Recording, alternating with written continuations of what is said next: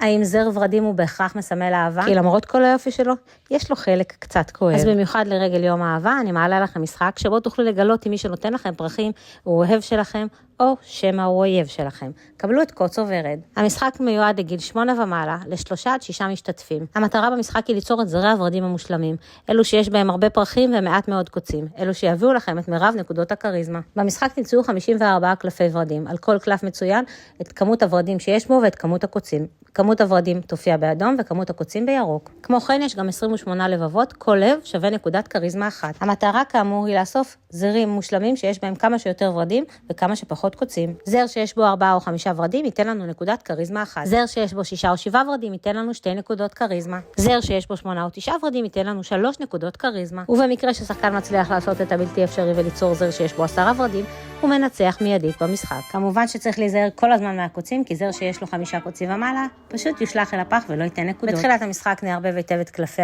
הורדים ונחלק 4 קלפים לכל שחקן.